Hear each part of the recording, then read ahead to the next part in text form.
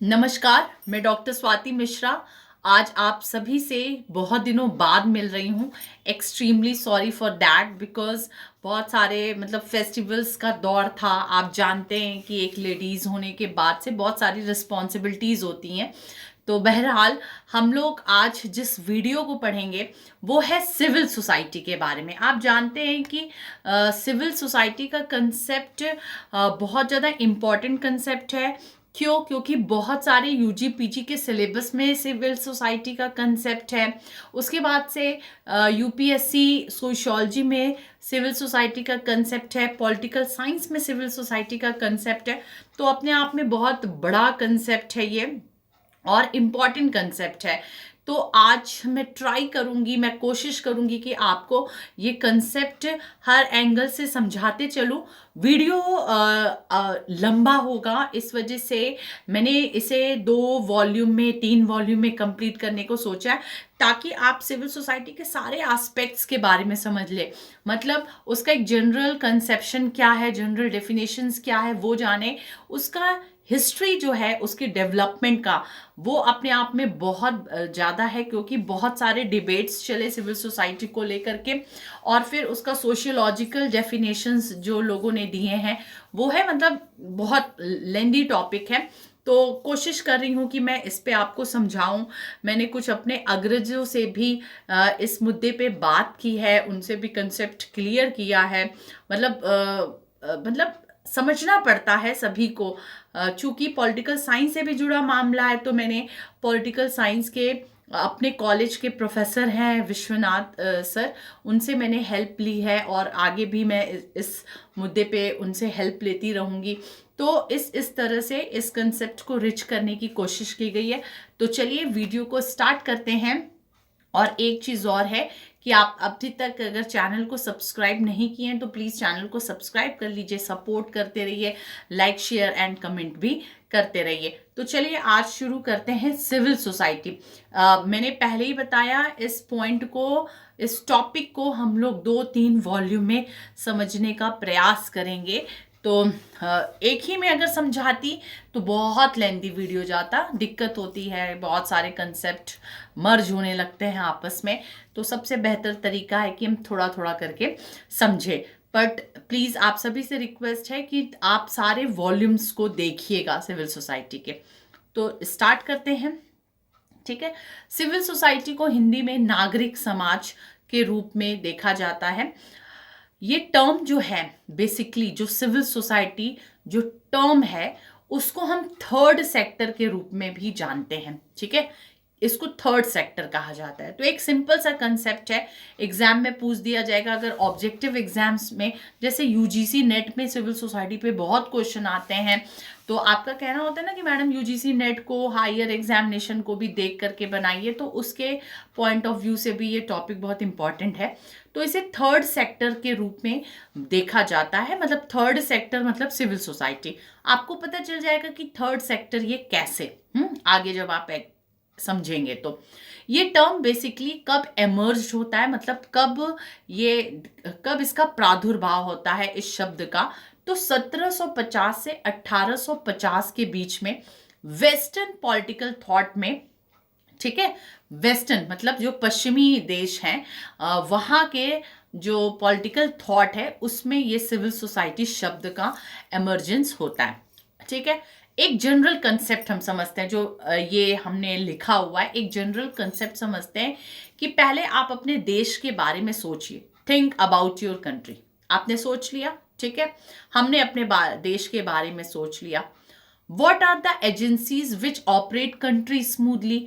आखिर ऐसे कौन कौन सी एजेंसीज हैं जो इस देश को बहुत स्मूथली चलाती हैं। तो आपका पहला क्लिक क्या करेगा?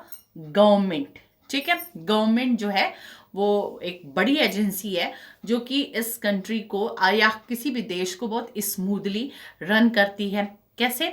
It cares laws and order. ये जो लॉ एंड ऑर्डर होते हैं उनका ध्यान रखने की कोशिश करती है। Offers good and services in exchange for money. और मनी के बदले गुड्स एंड सर्विसेज प्रोवाइड करती है और लेती है, देती है, ये सारे कामों को करती है। But what about other groups. पर कुछ और अन्य समूह भी हैं इस देश में। जैसे कौन कौन हुए? इन्वायरमेंटल ऑर्गेनाइजेशंस, ठीक है, बहुत सारे ऐसे संगठन हैं जो पर्यावरण के लिए काम करते हैं। एनजीओज, एनजीओज बहुत सारे हैं। क्लब्स, जैसे रोटरी क्लब हुआ, इनर व्हील क्लब्स हुए, ये सब सिविक्स ग्रुप के रूप में हम उन्हें जाते हैं। How they contribute to society, ऐसे समूह किस तरह से समाज में अपना योगदान देते हैं। These other groups actually play a very big role in how country operates and they come under the category of civil society. ये जो समूह है ये इस तरह से काम करते हैं कि आखिर how country operate, हमारा देश कैसे चल रहा है, ये सिविल सोसाइटी इस पे ध्यान देते हैं। मतलब एक तरफ गवर्नमेंट है, एक तरफ इंडिविजुअल है, और जो बीच का एक है वो है सिविल सोसाइटी, जो गवर्नमेंट के एक्टिविटीज पे नियंत्रण रखने की कोशिश करता है। एक जनरल कंसेप्ट मैंने समझाया कि आप पहले सिविल सोसाइटी के एक जनरल कंसेप्ट को समझे, ठीक है। तो जनरल एक ये कंसेप्ट आपके दिमाग में बना।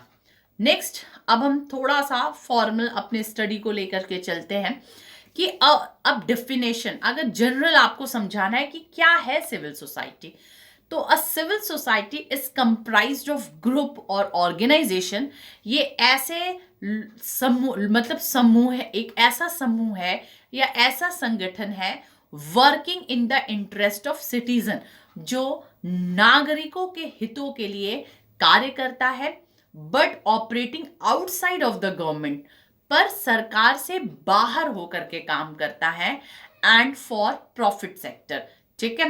मतलब कि नागरिकों के लिए ही काम करना, बट सरकार में रह करके नहीं, सरकार के बाहर रह करके काम करना, इसे हम सिविल सोसाइटी कहते हैं।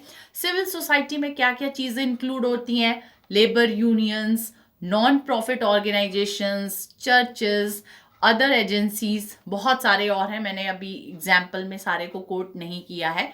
Basically they provide important services to the society but generally ask for very little in return.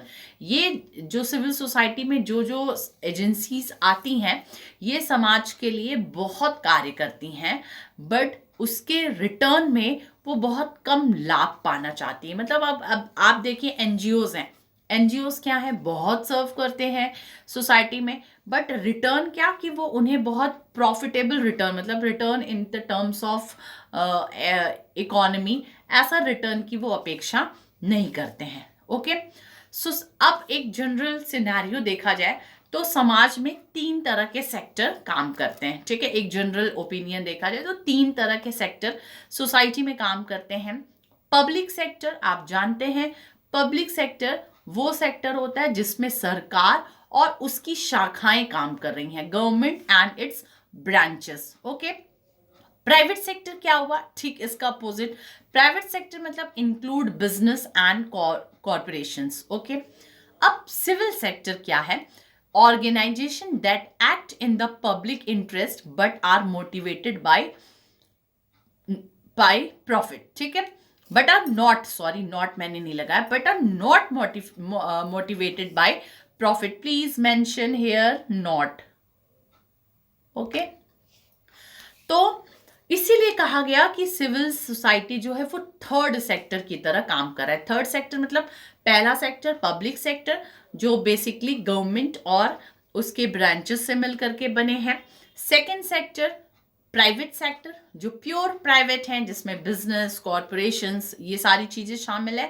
And the third sector जो कि सिविल सोसाइटी है, जो कि पब्लिक इंटरेस्ट में काम करती है पर गवर्नमेंट में रह करके नहीं, गवर्नमेंट के आधिपत्य से बाहर, और प्रॉफिट ओरिएंटेड ये नहीं होते हैं। ओके, मेरे ख्याल से आपको एक चीज समझ में आ रही होगी। नेक्स्ट आगे देखते हैं कि civil society has been broadly defined as the area और outside the family and market. देखिए क्लियर है कि वो क्षेत्र जो परिवार, मार्केट और स्टेट तीनों से बाहर हो। मार्केट यहाँ पर इकोनॉमी वाले सेंस में आ रहा है। ये जो डेफिनेशन है वो वर्ल्ड इकोनॉमिक फोरम 2013 में ये डेफिनेशन आई, the future role of civil society, world economic forum in collaboration with KPMG international, जिसको मैंने रिट्रीव्ड किया है इस वेबसाइट से, आप देख सकते हैं, ये मैंने पूरा सोर्सेज भी प्रोवाइड किए हैं। तो सिविल सोसाइटी को अगर हम ब्रॉडली डिफाइन करें तो the area outside the family, market and state, ऐसा क्षेत्र जो परिवार से, मार्केट से, बाजार व्यवस्था से और स्टेट से, तीनों से बाहर हो। ठीक है, स्टेट यहाँ गवर्नमेंट के लिए यूज होता है।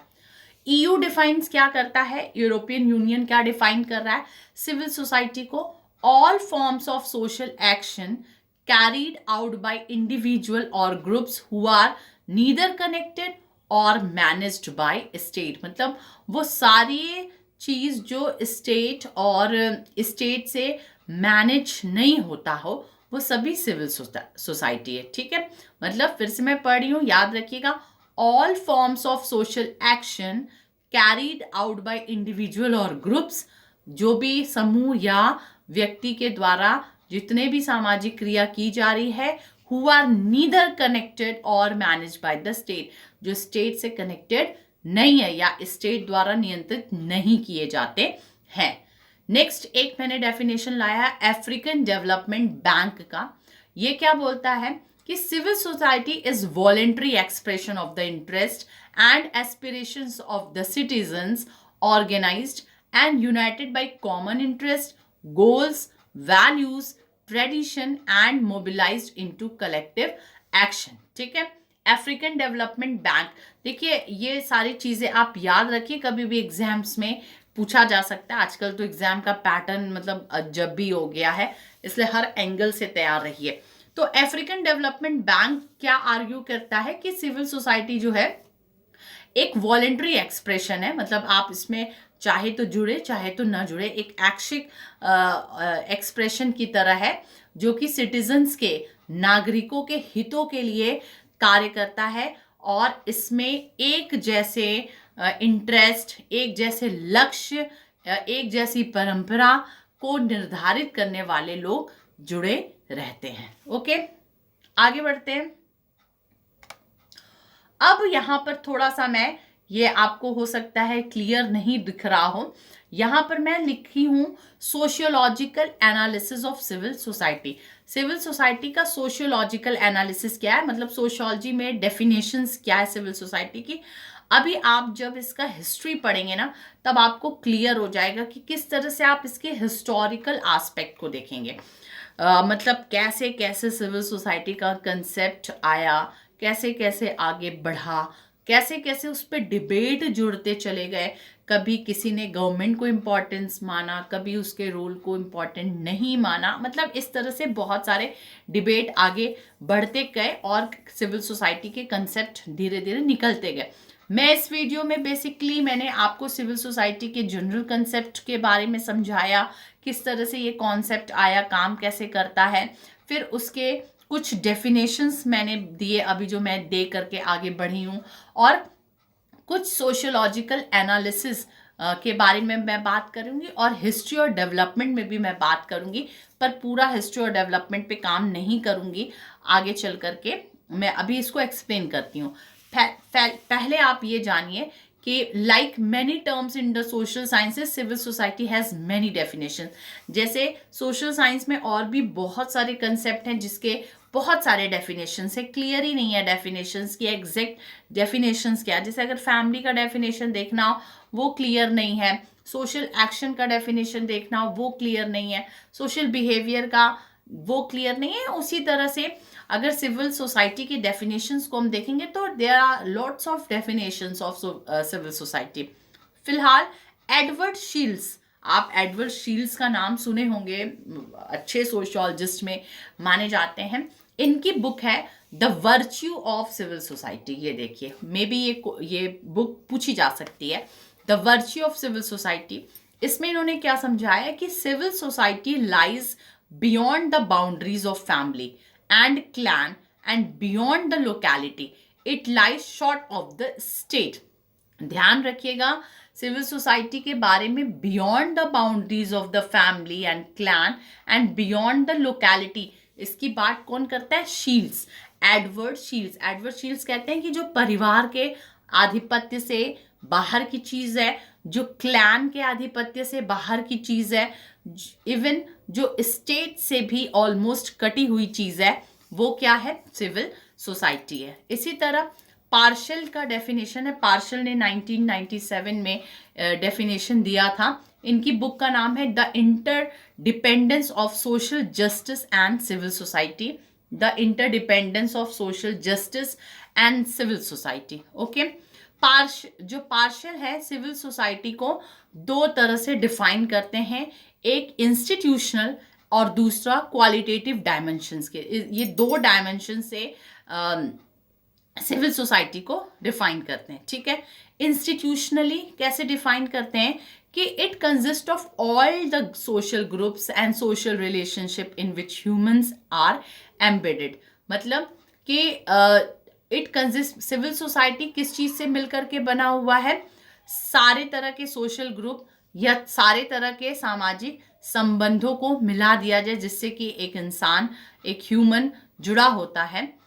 इसमें इंक्लूड क्या है? Family, community, social movements, religious organisations, ethnic groups, clubs, professional association and so on. मतलब इन्होंने इन सारी चीजों को सिविल सोसाइटी के दायरे में ला करके खड़ा किया है। और क्वालिटेटिवली इन्होंने किस तरह से डिफाइन किया है कि civil society refers to the quality of people social life. मतलब ये लोगों के सामाजिक जीवन के गुणात्मक प्रभाव को का संकेतक है, मतलब गुणात्मक प्रभाव बढ़ाता है। कैसे? इसमें हम सेफ्टी को ध्यान देते हैं, मतलब जो आम जनता है किसी देश के, जो नागरिक हैं, उसकी सेफ्टी कैसे हो रही है। ठीक है, फिर improved health care, mortality rate, civility और बहुत सारे मुद्दे, ये क्वालिटेटिवली है। तो पार्शल ने कहा कि सिविल सोसाइटी के दो डायमेंशंस हैं, एक उसका इंस्टीट्यूशनल डायमेंशन और दूसरा क्वालिटेटिव डायमेंशंस। इंस्टीट्यूशनल डायमेंशन में वो सारी चीज इंक्लूड है जो सोशल ग्रुप्स और सोशल रिलेशनशिप को के आधार पर मानव के संबंध को मजबूत करती है, जिसमें परिवार, समुदाय, सामाजिक आंदोलन, धार्मिक संगठन, स्कूल मतलब विद्यालय, जितने भी निजातीय समूह हैं, क्लब्स हैं, जो प्रोफेशनल एसोसिएशन है, ये सारी चीज़ें तो सोशल रिलेशनशिप को और मजबूत करती है ना, सामाजिक समूहों को मजबूत करती हैं। और दूसरा डायमेंशंस क्वालिटेटिवली, आप क्वालिटेटिव से ही समझ जा रहे हैं, जिससे कि हमारी क्वालिटी इंप्रूव हो। तो क्वालिटी मतलब कि एक सिटीजन का सोशल लाइफ कितना इंक्लूड मतलब कितना इम्प्रूव कर रहा है, उस सेफ्टी को लेकर के, उसके हेल्थ केयर फैसिलिटीज़ को लेके, मॉर्टेलिटी रेट को लेकर के, सिविलिटी रेट को लेकर के, बहुत सारी चीज़ों को लेकर। तो पार्शल ने इंस्टीट्यूशनली एंड क्वालिटेटिवली दो तरह के डायमेंशंस बताए हैं। रिमेंबर, मतलब इसको आप दिमाग में फीड कर लीजिए। ठीक है, आगे हम लोग बढ़ते हैं अब। ठीक है, यहां से हम पूरा हिस्ट्री समझने की कोशिश करेंगे। अभी तक हम लोगों ने सिविल सोसाइटी के जनरल कंसेप्ट को समझा, हम लोगों ने सोशियोलॉजिकल कंसेप्ट को समझा, जिसमें हम लोगों ने शील्ड्स के और पार्शल के कंसेप्ट को उठाया। अब डेफिनेटली आगे भी जो मैं पढ़ा रही हूँ सारे सोशियोलॉजिकल कंसेप्ट से ही निकलेंगे। जैसे उसमें हम लोगों को हीगल का कंसेप्ट पढ़ना होगा, मार्क्सिस्ट अप्रोच से भी देखना होगा सिविल सोसाइटी को, तो ये सारी चीज़ आगे समझेंगे हम लोग। Early history of the concept, मतलब आखिर इस सिविल सोसाइटी कंसेप्ट की शुरुआत कैसे होती है। पहले ही मैंने बताया कि 17वीं और 18वीं शताब्दी के बीच में ये टर्म निकल के आया है। This term has been use since ancient times, प्राचीन काल से ही इस शब्द का इस्तेमाल होता है, पर समय समय पर इसके शब्द का अर्थ बदलते चला गया। ठीक है, सिविल सोसाइटी जो शब्द है उसके अर्थ में बहुत परिवर्तन होते चले गए। ओरिजिनेट फ्रॉम रोमन वर्ड्स, ये एक जो रोमन शब्द सोसाइटास सिविलिस है, वहां से ये शब्द निकला है और सबसे पहले इसको सिसरो ने इंट्रोड्यूस किया था। Okay, in European classical period concept was used as synonyms for the good society and not distinguished from the state। शुरू में जब ये शब्द आया, जब यूरोपियन समाज में, यूरोपियन क्लासिकल पीरियड में जब ये शब्द का प्रयोग होता था, तो इसको किस रूप में यूज किया जाता था? एक अच्छे समाज के रूप में, गुड सोसाइटी के रूप में, और इसको स्टेट से अलग करके नहीं देखा जाता था। ठीक है, प्लीज इस डिबेट को अच्छे से समझने की कोशिश करेंगे। फिर एरिस्टोटल ने शुरुआत की। एरिस्टोटल आप जानते हैं कितने पुराने हैं? ये बीसी के समय से हैं, 384 से 322 बीसी नियर अबाउट इनका टेन्योर माना गया है। तो एरिस्टोटल ने क्या पॉइंट किया कि he point out that a number of associations are formed for some good purposes. मतलब कि अच्छे काम को करने के लिए, जैसे अगर हम समाज में एक व्यक्ति के रूप में हैं और एक समूह के रूप में हैं और कुछ हमें इनिशिएटिव लेना है, तो बहुत सारे एसोसिएशन बनते हैं, बहुत सारी समितियां बनती हैं। आपने सोशियोलॉजी में एसोसिएशन कॉन्सेप्ट को समझा होगा। समिति जो क्या है, एसोसिएशन क्या है? ये एक इंटरेस्ट को लेकर के फ्रेम होती है। इंटरेस्ट पूरा होने के बाद से ये खत्म भी हो जाती है। अगर इंटरेस्ट बहुत लंबा है तो समितियां लंबी भी चलती हैं, और अगर थोड़ी देर के लिए तत्कालीन अगर है तो समितियां कुछ मतलब सालों बाद या कुछ समयों बाद खत्म भी हो जाती हैं। तो एरिस्टोटल क्या कहते हैं कि number of association are formed for some good purposes and the highest of them is the state. कहा गया है कि समाज में कार्य करने के लिए, लोगों की चीज़ों को अच्छा करने के लिए, इम्प्रूव करने के लिए बहुत सारे समय समय पे एसोसिएशन बनाए जाते हैं। और इन सारे एसोसिएशन में किसने? एरिस्टोटल ने स्टेट को सबसे महत्वपूर्ण माना। स्टेट मतलब सरकार, ठीक है। That has to be distinguished from the household which arises naturally out of a union of male and female for the satisfaction of daily needs। और इस स्टेट को एरिस्टोटल ने हाउस होल्ड से अलग रखा, गृहस्थ से अलग रखा। क्यों?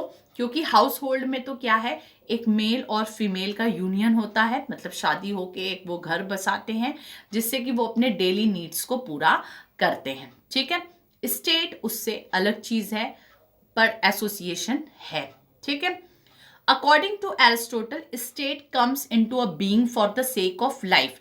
ये जो स्टेट है, ये जो राज्य है, वो क्यों आया? वो लोगों के जीवन में सुधार लाने के लिए आया, but continuous for the sake of good life. और सिर्फ जीवन को बनाने के लिए नहीं आया, जीवन को सुंदर बनाने के लिए इस स्टेट ये हमारे सोसाइटी में आया है।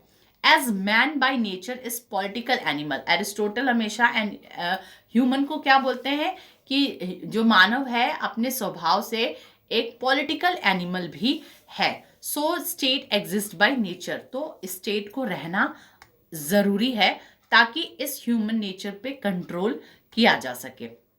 ठीक है, एरिस्टोटल ने इस तरह से इस स्टेट को बहुत हावी माना और अलग अलग एसोसिएशन को माना कि अलग अलग जो एसोसिएशन जन्म ले रहे हैं वो कुछ गुड पर्पसेस से ही ले रहे हैं। ऐसा सिविल सोसाइटी शब्द नहीं दिया, पर उससे जुड़ी हुई चीज़ों को बताया। अब पोस्ट एरिस्टोटल इवोल्यूशन जो हुआ है, मतलब अब एरिस्टोटल के बाद जो ये कंसेप्ट आगे बढ़ा धीरे धीरे, in the post Aristotelian phase societies developed a conception of stoics. देखिए लिखे हैं stoics develop a concept of world citizenship. ठीक है, गैलरी ओपन हो गया था। स्टॉकस एक आते हैं, उन्होंने वर्ल्ड सिटीजनशिप की बात की थी। And the Roman empire unlike the Greeks try to unite all human beings under it. और जो पोस्ट एरिस्टोटल फेज में, जब एरिस्टोटल के बाद जब आगे विश्व बढ़ा, तो उसमें वर्ल्ड सिटीजनशिप का कॉन्सेप्ट आया, जिसमें कि एक ही छतरी के नीचे सारे लोगों को एक सूत्र में बांधने का प्रयास किया गया, और उसमें क्रिश्चियनिटी ने अपना रोल प्ले किया। ओके, आगे बढ़ते हैं। इन द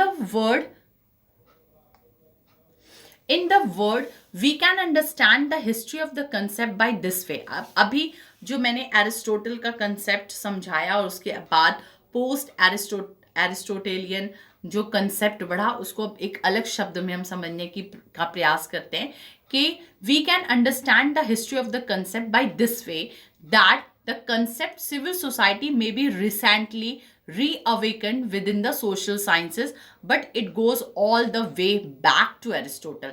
मतलब अभी आज के संदर्भ में भी हम इस सिविल सोसाइटी को समझने का प्रयास कर रहे हैं। इसमें अलग अलग डिबेट्स जुड़ते चले जा रहे हैं। ये कंसेप्ट रीअवेकेंड के रूप में आ गया, मतलब जो जिसको हम कहते हैं जागरूक हो गए इस शब्द को लेकर के, इस शब्द के विश्लेषण को लेकर के। बट ये शब्द पर काम शुरुआत से ही एरिस्टोटल के समय से ही हुआ है। While the contemporary debate is to be a large extent concerned with the division between the state and civil society, early social theories regarded the existence of a powerful state to be necessary precondition for all forms of social life, also civil society। क्या बात हो रही है यहाँ पर कि आज जो कंटेम्पररी डिबेट है, आज का जो सिविल सोसाइटी का डिबेट है, वो बेसिकली इस बात पे डिबेट है कि किस तरह से स्टेट और सिविल सोसाइटी के बीच में डिफरेंस क्रिएट किया जाए। मैंने पहले ही बताया कि एक तरफ स्टेट है, दूसरी तरफ इंडिविजुअल है, और बीच का जो है वो सिविल सोसाइटी के रूप में माना जाता है। ठीक है, तो अब डिबेट है कि क्या स्टेट और सिविल सोसाइटी के बीच में डिफरेंस है, और इस पे तरह तरह की तमाम थ्योरीज आई हैं। ठीक है, पर जो शुरू के स्कॉलर्स थे उन्होंने सिविल सोसाइटी को स्टेट से अलग नहीं रखा था, स्टेट को ही उन्होंने सबसे ऊपर तवज्जो दिया था। Contrast theories such as Thomas Hobbes and John Locke. ठीक है, हॉब्स और लॉक ने भी इनके ओपिनियन डिफर्ड थे, एक दूसरे से अलग थे, हॉब्स के और लॉक्स के। किस चीज को लेकर के? on both state and civil society, but agreed that a functioning civil society would be impossible without protection from the state।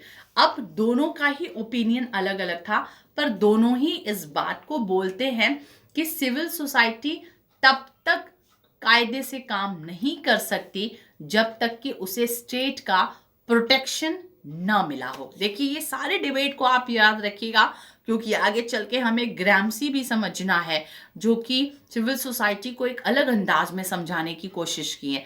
तो ये सारे डिबेट को आप मतलब अच्छे से दिमाग में रखिए। ठीक है, तो जो शुरू के थ्योरिस्ट थे, जैसे हॉब्स हुए, लॉक्स हुए, इनके ओपिनियन थोड़े अलग थे दोनों के, पर फिर भी दोनों इस पॉइंट पे आके मिलते थे कि सिविल सोसाइटी फंक्शन, मतलब सिविल सोसाइटी का प्रेजेंस जरूरी है, बट अगर उसको ठीक से काम करना है तो वो स्टेट के प्रोटेक्शन के बिना काम नहीं कर सकता।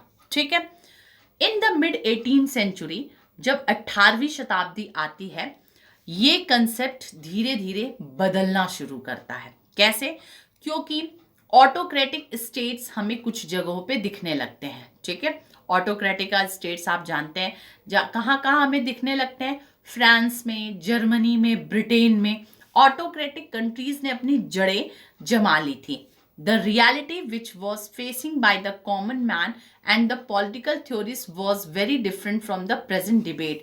अब आज के डिबेट में तो हम सीधे कह देते हैं कि स्टेट को अलग, सिविल सोसाइटी को अलग काम करना चाहिए, पर 18वीं शताब्दी में वो सिनेरियो जो था जिसमें एक आम आदमी और एक राजनीतिक जो विचारक होते थे, ऑलमोस्ट एक प्लेटफॉर्म पे ही आकर के सोचते थे और आज के प्रेजेंट डिबेट से अलग सोचते थे, क्योंकि उस समय आज तो डेमोक्रेसी है ना हमारे पास, तो हम सिविल सोसाइटी के फ्रीडम की सोच सकते हैं।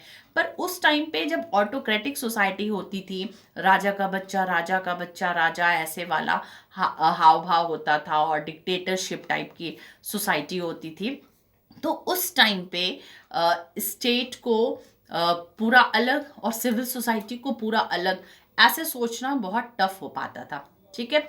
एज इकोनॉमिक लाइफ डेवलप्ड, जैसे जैसे हमारा आर्थिक जीवन समृद्ध होते चला गया, विकसित होता गया, रिलीजियस फ्रीडम एक्सपेंडेड, हमें धार्मिक रूप से स्वतंत्रता मिलती चली गई। मतलब अब आप थोड़ा सा इसको कोरिलेट करिए कि जब एनलाइटमेंट होता है, रेनेसा आता है और सेकुलराइजेशन जैसे कंसेप्ट जन्म लेते हैं, तो रिलीजियस फ्रीडम मिलता है, हम नए तरीके से सोचने और समझने को मजबूर होते हैं, and new political ideas gradually gained acceptance, और अब जो नए नए राजनीतिक विचार आ रहे हैं उनको मान्यता मिलनी शुरू होती है, and the perception of the state change. और जो अब तक हम राज्य का परसेप्शन लेकर के चले थे कि जो स्टेट है वो गॉड का रिप्रेजेंटेटिव है, स्टेट जो है वो सारे कंट्रोलिंग को करेगा, these perceptions were gradually change. ऐसे परसेप्शन धीरे धीरे चेंज होना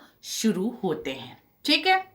उसी समय एक विचारक आते हैं, थॉमस पेने। आपने अभी किनको किनको पढ़ा? आपने एरिस्टोटल को देखा, मतलब एरिस्टोटल के समय से सिविल सोसाइटी के कंसेप्ट को धीरे धीरे जन्म मिला, और फिर आपने हॉब्स और लॉक को देखा, फिर 18th सेंचुरी के डिबेट को देखा। थॉमस पेने आते हैं, इनकी जो बुक है the right of man, the rights of man. ठीक है। इन्होंने क्या देखा है कि he developed a political theory in which the state was in some aspects presented as a antipole of civil society. अब देखिए यहीं से थोड़ा चेंज होना शुरू हुआ। थॉमस पेने ने, जो कि एक पॉलिटिकल थ्योरिस्ट हैं, एक पॉलिटिकल थिंकर हैं, उन्होंने ये देखा कि state was in some aspects presented as the antipole of civil society. इस तरह सिविल सोसाइटी है और इस तरफ स्टेट है। अब स्टेट जो है इस सिविल सोसाइटी के एंटी पोल के रूप में खड़ा हो रहा है, मतलब अपोजिट खड़ा हो रहा है। पेने आगे क्या कहते हैं? The individual citizens exercise their political rights within the civil society. जो व्यक्ति होते हैं, जो नागरिक होते हैं, वो अपने राजनीतिक अधिकारों का यूज कहाँ कर पाते हैं? वो सिविल सोसाइटी में ही कर पाते हैं। A sphere that was in the need for the protection against oppressive state. ये सिविल सोसाइटी जो ऑपरेसिव स्टेट का कंसेप्ट है ना, मतलब शोषणकारी जो स्टेट है, उससे बचाने का प्रयास करता है अकॉर्डिंग टू पेनेज व्यू। अब चूंकि हम लोग पेने का व्यू पढ़ रहे हैं, उन्होंने किस दो चीज़ों पे स्ट्रेस दिया है, individual citizen and the people as a collective unit would benefited immensely from the state. और इस तरह से जब सिविल सोसाइटी थोड़ा थोड़ा हावी होने की कोशिश करता है, सिटीजन्स के पॉलिटिकल राइट्स को सेव करने की कोशिश करता है, तब इस तरह से जाकर के स्टेट के ऑपरेसिव बिहेवियर से सिटीजन्स को लाभ होता है और वो बेनिफिटेड होते हैं। ये पेने ने कहा है। पेने के बात को आगे अब बढ़ाते हैं। देखिए, जब भी हमें अगर सिविल सोसाइटी को समझना होगा तो सिविल सोसाइटी में मुख्यतः 3 धाराएं हैं। एक हम धारा टॉकवेले के पढ़ते हैं, ठीक है, टॉकवेले का। दूसरा हीगल का पढ़ते हैं और थर्ड पढ़ते हैं मार्क्सिस्ट और नियो मार्क्सिस्ट। ठीक है, मार्क्सिस्ट में जनरल और नियो मार्क्सिस्ट फिर हम ग्राम्सी वगैरह को पढ़ते हैं। ये 3 धाराओं में हम सिविल सोसाइटी के कंसेप्ट को पढ़ते हैं। अब हीगल क्या कहते हैं? हीगल जो एक जर्मन फिलोसफर हैं, who gave the word civil society the meaning that we understand today. आज जिस सिविल सोसाइटी के मीनिंग को हम समझने की कोशिश कर रहे हैं वो हीगल की धारा से ही निकला। इनके अनुसार civil society in opposition to state lays the moral foundation of society. जो सिविल सोसाइटी है वो स्टेट से अलग होकर के एक मॉरल फाउंडेशन, एक नैतिक जो आधार है उसको प्रदान करती है। इन्होंने अपनी किताब फिलॉसफी ऑफ राइट्स में लिखा। इनके अनुसार civil society is a mediator, civil society एक मीडिएटर है between the state and the individual. A state जो कि एक बहुत ह्यूज बॉडी है, बहुत बड़ी बॉडी है, इंडिविजुअल जो एक बहुत सबसे छोटा है, और उन दोनों के बीच का जो है वो सिविल सोसाइटी है। हीगल ने इस तरह से डिफाइन किया चीज़ों को। अभी ये मैं टॉकविले को थोड़ा अलग कर रही हूँ, और अभी फिर से हीगल के इस चीज को मैं यहाँ पर अच्छे से एक्सप्लेन कर रही हूँ कि Hegel definition is very different from that of Paine and later Tocqueville on his important issues. अब हीगल का जो कंसेप्ट है वो आपने पेने का कॉन्सेप्ट पढ़ा, और अभी टॉकविले का आप कॉन्सेप्ट पढ़ेंगे, उन दोनों से हट करके है, ठीक है। जैसे इसमें क्या बात है हीगल में कि state supervision is necessary for the survival of civil society. उन्होंने एक समय पे स्टेट रखा, एक तरफ इंडिविजुअल रखा और बीच में सिविल सोसाइटी रखा। फिर भी ये कहते हैं कि जो स्टेट का सुपरविजन है वो जरूरी है, मतलब वो अभी भी स्टेट को ऊपर मानते हैं और बोलते हैं कि स्टेट का सुपरविजन जरूरी है इस सिविल सोसाइटी के सर्वाइवल के लिए, इस सिविल सोसाइटी को बनाए रखने के लिए। As according to him in civil society some individual interest may be forwarded.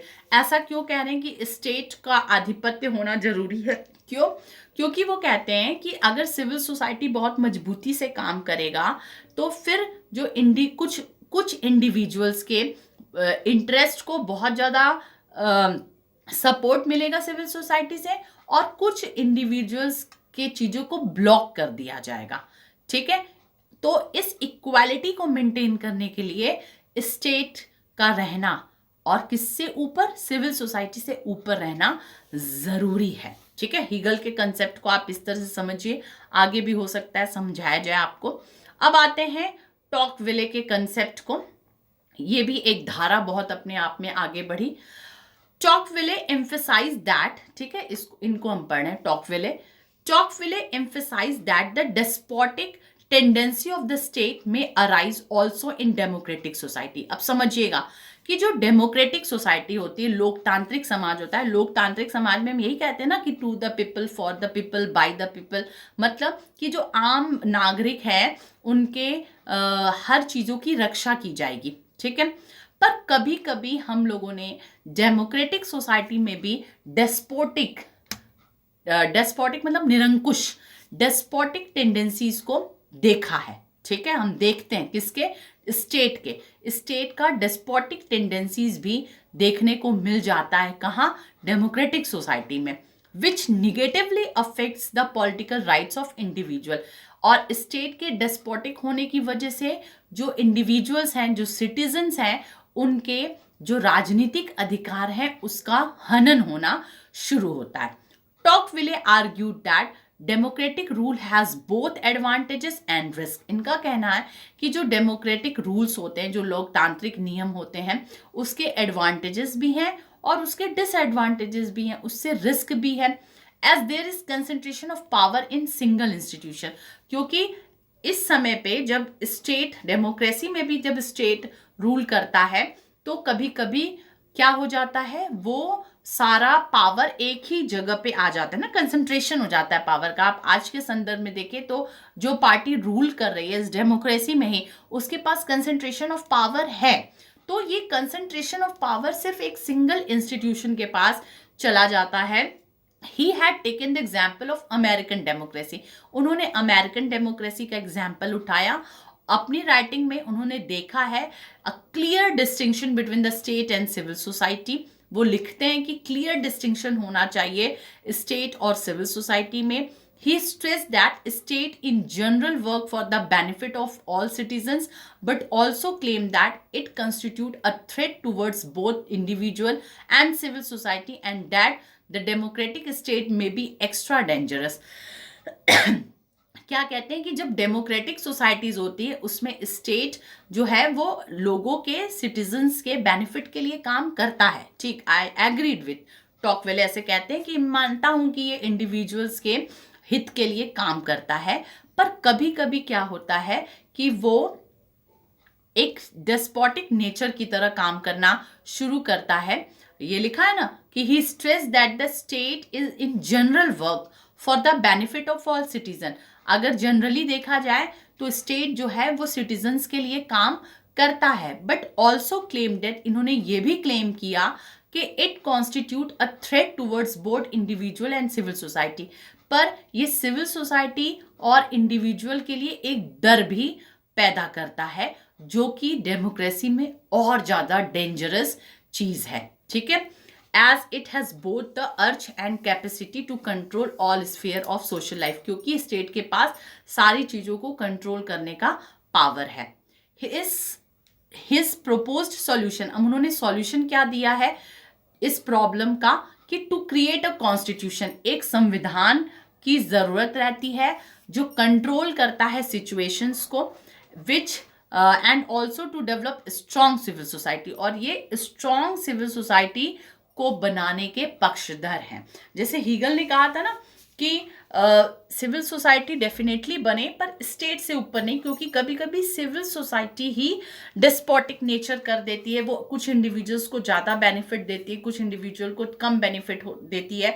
तो उस इक्वालिटी को मेंटेन करने के लिए हमें स्टेट का सहारा लेना ही पड़ता है। बट टॉकविले उल्टा कहते हैं, वो कहते हैं कि ऐसा होने से तो कभी कभी डेमोक्रेसी में स्टेट डेस्पोटिक नेचर अपना देता है। तो इस वजह से हमें इसके हल के लिए क्या है, तो पहले तो स्ट्रॉन्ग कॉन्स्टिट्यूशन बनाने की ज़रूरत है ताकि संविधान जो है वो स्टेट पे नियंत्रण कर सके, और दूसरी चीज कि हमें स्ट्रॉन्ग सिविल सोसाइटी बनाने की जरूरत है। स्ट्रॉन्ग सिविल सोसाइटी जो कि स्टेट के कंट्रोल, स्टेट के वर्किंग के पे, स्टेट के फंक्शनिंग पे कंट्रोल कर सके, and contribute to the development and strengthening of democracy. और जब अगर स्ट्रॉन्ग सिविल सोसाइटी बनेगा ना, तो हमारा जो लोकतंत्र है वो ज़्यादा मजबूत होगा। फिलहाल आज के वीडियो के लिए मैं यहीं पर रोकती हूँ। इस डिबेट को मैं टॉकविले, हीगल तक ही रोकती हूँ, और अब अगले लेक्चर में इसके बाद जब हीगल के बाद मार्क्सिस्ट अप्रोच आता है कि मार्क्सिस्ट अप्रोच सिविल सोसाइटी के बारे में क्या कहता है, और उसके बाद नियो मार्क्सिस्ट जो है वो सिविल सोसाइटी के बारे में क्या कहते हैं, हम लोग उस पर मिलेंगे। Till then bye bye. Please पूरा वीडियो सुनिए क्योंकि कंसेप्ट बिल्कुल क्लियर नहीं होगा। देखें ना आप, मैंने कितना लेट में ये वीडियो डाला, क्योंकि मैं एक हफ्ते से लगी थी इसको बनाने के लिए। यहाँ से नोट्स, वहाँ से नोट्स, वहाँ से नोट्स, एक जगह से मैंने नहीं लिया, मैंने कई जगहों से लिया, लोगों से समझ करके लिखने की कोशिश की है। तो इस तरह से टाइम लग गया। कुछ अच्छा देना होगा तो टाइम लगेगा। तो waiting for the second volume आएगा तो इसके आगे के आप डिबेट को समझने की कोशिश करिएगा। Till then bye bye, take care, पढ़ते रहिए, मस्त रहिए, स्वस्थ रहिए।